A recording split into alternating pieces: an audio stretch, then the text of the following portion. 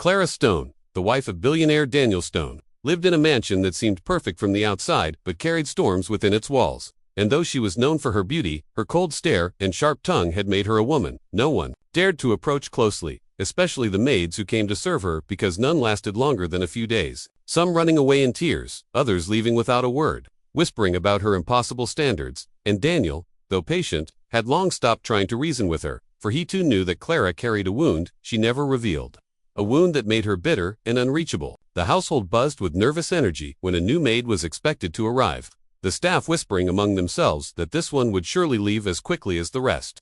But when the car stopped at the gates and a young black woman named Grace stepped out, carrying nothing but a small suitcase and a determined calmness in her eyes, something about her presence drew everyone's attention, though no one dared to say it aloud. And when she walked through the grand entrance, her footsteps echoing against the marble floor, Clara looked at her with a mixture of disdain and curiosity, immediately testing her with cold words and sharp instructions, demanding that she clean the chandelier before sunset, polish the silver in half the usual time, and serve tea in a way that no drop should touch the saucer.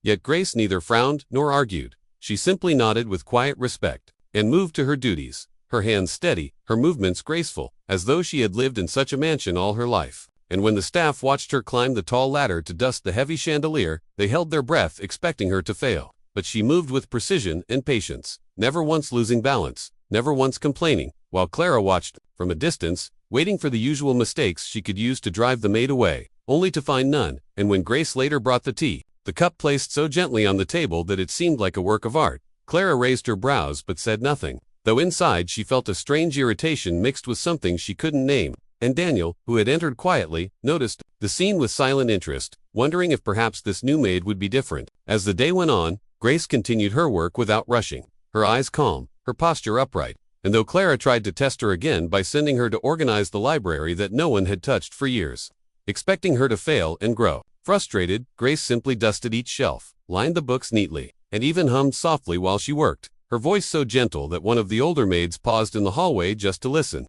whispering later to another that perhaps this young woman carried something rare, a patience that was almost unshakable. But Clara, refusing to admit any admiration, grew sharper with her words, telling Grace that the flowers in the vase were placed wrong, that her shoes were too quiet, that she should not hum in the halls. Yet every word of criticism landed on Grace like rain on stone, never breaking her spirit, and this confused Clara deeply, because she was used to people reacting either with fear, anger, or tears. But Grace gave her none of that. Only a polite nod and an unwavering steadiness that began to stir something unfamiliar inside Clara, something that felt almost like discomfort but also like curiosity, as though she was looking at a puzzle she could not solve. And while the rest of the household whispered bets about how many days Grace would last, Daniel watched from afar, with quiet hope, sensing that this maid, with her unshaken calm, might be the one person who could finally withstand the storms of his wife. And as the evening sun dipped below the horizon, casting long shadows across the mansion's grand hallways, Clara stood by the tall window, her reflection staring back at her. As she thought about the day's events, her lips pressed tightly together, her heart beating with a frustration she did not fully understand. And in the silence of that moment, she realized that for the first time in years, she was not the one in control, because Grace, without raising her voice or fighting back, had managed to remain standing where so many others had fallen. And though Clara would never admit it aloud, she could already sense that this maid was unlike any she had ever met, a thought that both unsettled her and strangely pulled at something buried deep in her heart. The next morning, the mansion awakened to the sound of Clara's sharp heels clicking across the polished marble floor, her eyes already searching for mistakes that might expose Grace as nothing more than another servant who would soon break. For Clara had decided that she would not allow this maid to survive where the others had failed, and so she began her day, with orders that grew sharper by the hour, demanding that Grace rearrange the entire dining hall 3 times before noon, first in a royal theme, then in a simple style, and finally in a design Clara herself could not even describe clearly.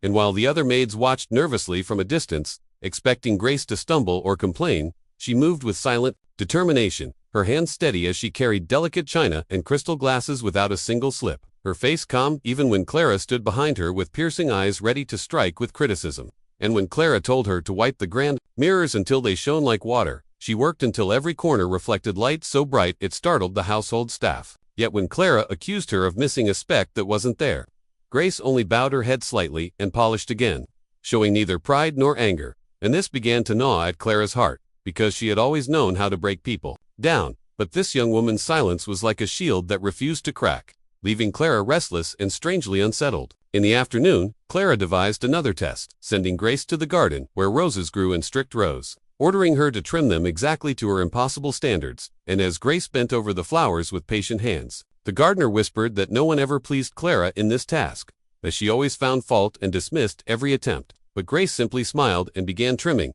her careful touch making the roses look fresher than ever before. And when Clara came to inspect, she scanned the rows with narrowed eyes, searching desperately for error. Yet though she wanted to lash out, she found nothing worth attacking, and so she turned away with a dismissive gesture, hiding the frustration that burned inside her. Daniel, who had been walking nearby, caught a glimpse of the scene and noticed the faint hesitation in his wife's eyes, something he had not seen in years. And though he said nothing, he carried a quiet thought in his heart that maybe Grace's presence was not an accident. Maybe she had come for a reason larger than simple service. By evening, Clara's resistance deepened, and she called for Grace to prepare tea in front of the guests, a test designed not only to check her skills but also to embarrass her. For Clara often enjoyed watching maids tremble under her gaze. Yet, when Grace entered with a silver tray balanced steadily in her hands, her movements smooth and her face serene, even the guests paused to watch, whispering that she carried herself more like a lady than a servant. And Clara, though smiling outwardly, felt her pride stung by the quiet admiration that Grace's presence invited.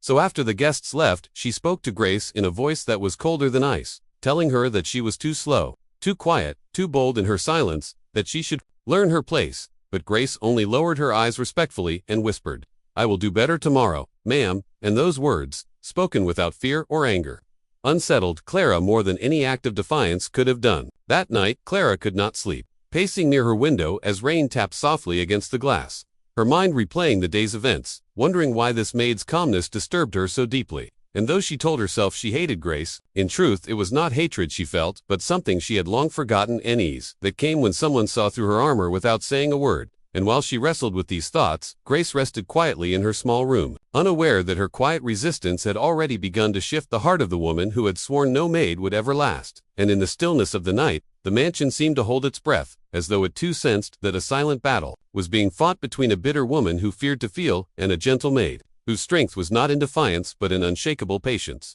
A battle that had only just begun. Days passed in the stone mansion, and though Clara tried with all her might to keep her walls unbroken, something inside her began to tremble whenever Grace was near. For the maid's silence was not empty, but filled with a quiet strength that seemed to whisper things words could not say. And Clara, who had built her life on control and power, found herself unnerved by the fact that no matter how sharp her tone became, no matter how unreasonable her orders grew, Grace never faltered, never raised her voice, never left her duties undone.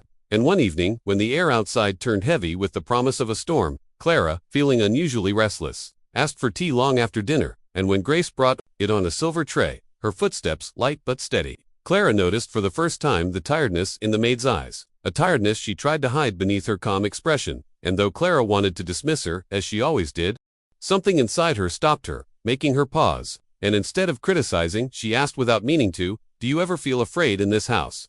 A question that shocked even her, for she never spoke such things aloud. And Grace looked at her with a gentleness that startled her even more, and said softly, "No, ma'am, fear only grows when we let it, and I try not to let it." And for the first time, Clara felt words land on her heart, like seeds planted in soil she thought had long turned to stone, leaving her unable to respond, and the silence between them stretched longer than usual, filled not with hostility but with something Clara could not name. Later that night, when thunder rolled and rain struck against the windows, Clara suddenly fell weak while walking down the corridor, her chest tightening and her knees threatening to give way. And though the staff panicked, calling out for help, it was Grace who rushed forward, catching her before she fell, guiding her gently back to her room. And Clara, half conscious, woke hours later to see Grace sitting near her bed, not sleeping, simply watching over her with quiet concern. And in that moment, something inside Clara cracked, because she had not been watched over, cared for, or protected by anyone in years, and the memory of her loss came rushing back, the child she once held, the laughter she once heard, the future that had been stolen from her. Memories she had buried beneath layers of anger and control, and though she wanted to push them away, the sight of Grace sitting there so patiently brought tears to her eyes, tears she had not shed in years. And when morning came, she tried to act as though nothing had happened, but her voice lacked its usual sharpness.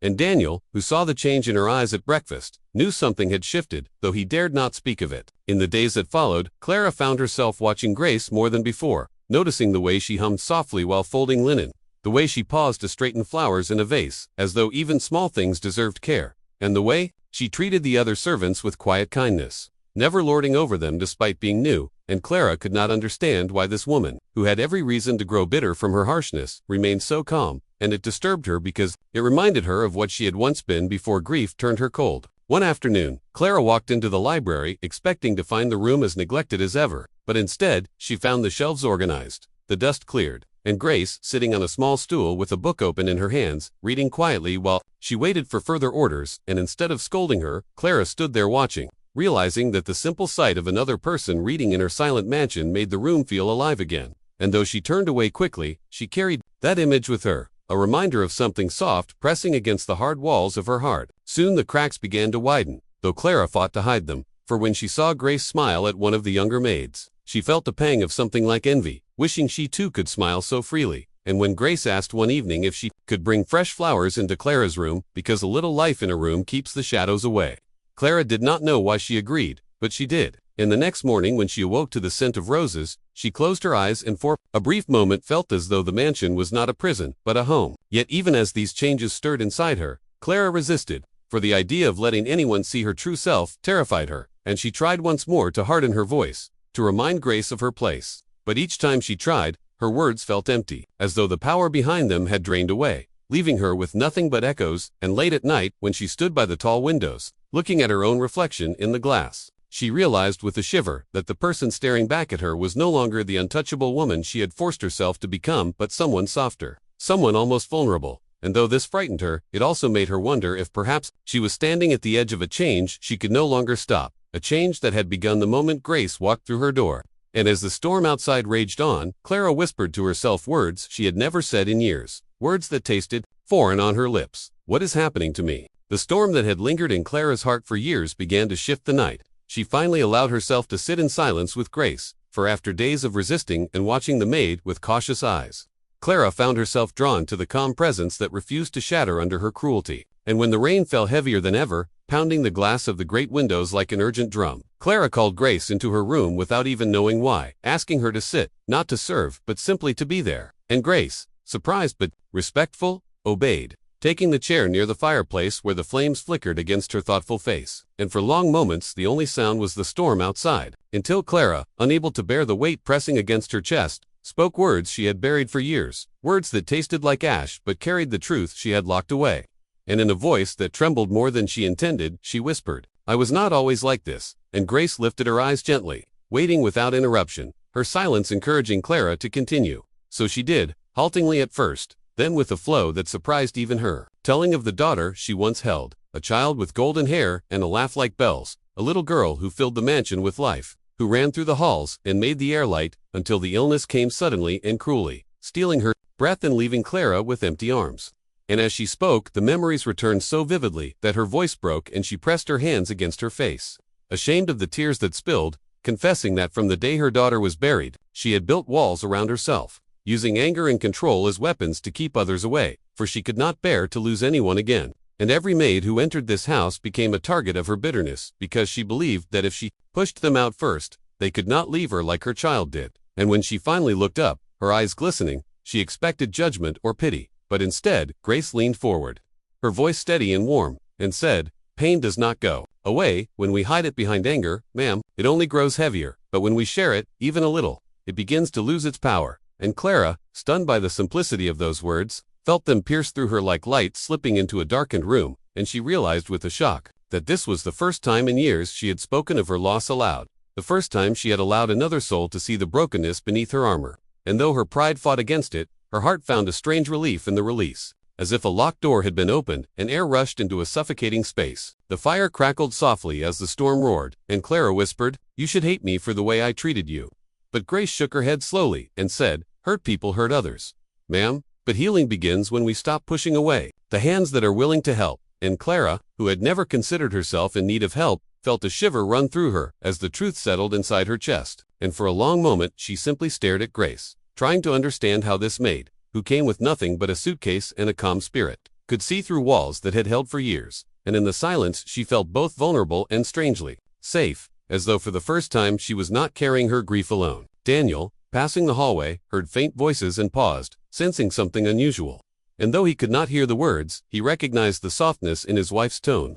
A softness he had not heard since the days before their child's passing, and he stood frozen, daring not to interrupt, knowing that something sacred was unfolding behind that door. Inside, Clara lowered her gaze, her fingers trembling as she whispered, "I do not know how to change." And Grace answered simply, "Change does not happen in a day, ma'am, but it begins with one step, and you already took it by speaking tonight." And Clara felt the truth of it sink deep, realizing that her confession was not weakness but the first act of strength she had shown in years. And though fear still lingered, she knew she could not return fully to the cold woman she had been, for Grace had seen the cracks and through them had touched the heart she thought was dead. And as the storm outside slowly quieted and the house grew still, Clara leaned back against her chair, exhausted but lighter, as if the weight she had carried had shifted ever so slightly. And for the first time in many years she closed her eyes, not in restless sorrow but in something close to peace, while Grace, sitting quietly, prayed silently that this woman, once unreachable, would find her way back to the light, unaware that by simply listening, by simply staying,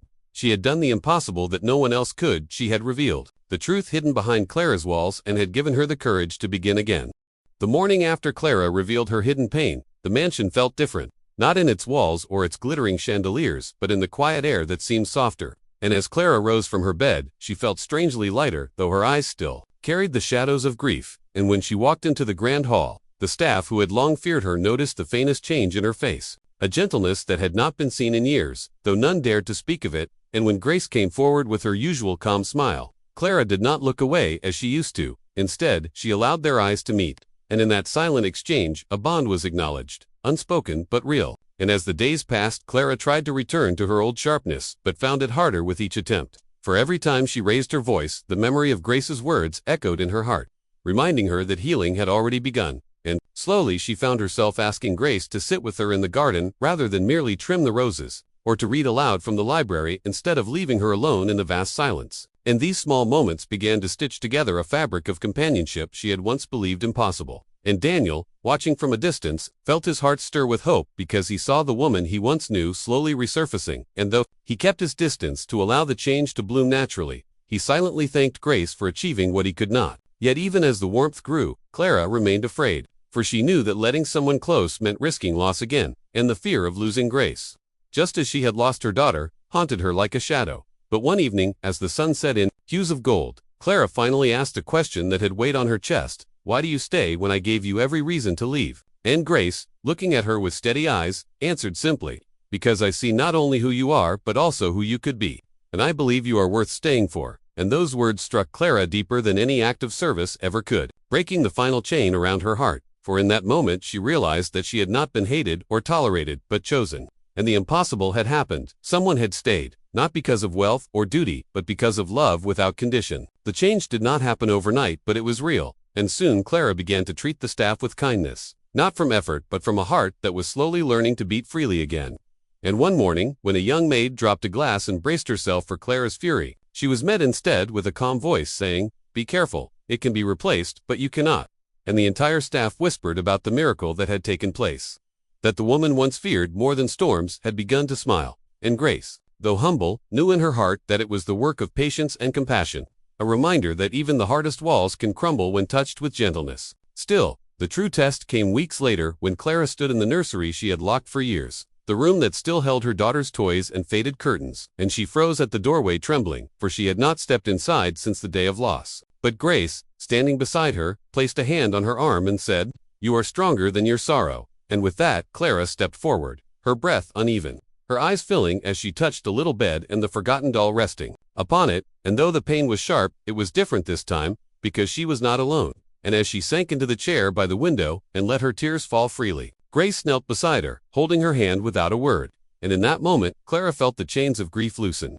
Not because the pain was gone, but because she was finally sharing it, finally letting someone carry it with her. And when Daniel entered quietly, his eyes wide at the sight of his wife, weeping not in anger but in release, he knelt on her other side, and for the first time in years, the three of them shared a silence, filled not with emptiness but with healing. And Clara realized then that the impossible had already taken place, that she was no longer a prisoner of her sorrow but a woman, beginning anew. And as the days turned into weeks, and the mansion filled with a lighter air, guests who once whispered about Clara's cruelty now spoke of her grace, and the staff who once feared her now found comfort in her presence. And though Clara knew she could never bring her child back. She also knew she could honor her memory, not with bitterness but with love, and so she began supporting orphanages quietly, giving children warmth she could no longer give her own, and every time she signed her name on a donation or visited a home with Grace by her side, she felt her daughter's laughter echo faintly in her heart, no longer a dagger but a song of remembrance. And one evening, as she sat by the garden where roses bloomed brighter than ever, Clara turned to Grace and whispered, "You have done what I thought no one could. You gave me back my life." And Grace, smiling softly, replied, "You did it yourself, ma'am. I only reminded you of the strength you forgot you had." And under the twilight sky, Clara finally allowed herself to smile without fear, for she knew that the impossible was not that Grace had stayed, but that she herself had let someone in. And from that day forward, the mansion was no longer a cold palace of marble and shadows, but a home where healing had taken root, proving that even the hardest hearts can bloom again when touched by patience, kindness, and the courage to face the truth.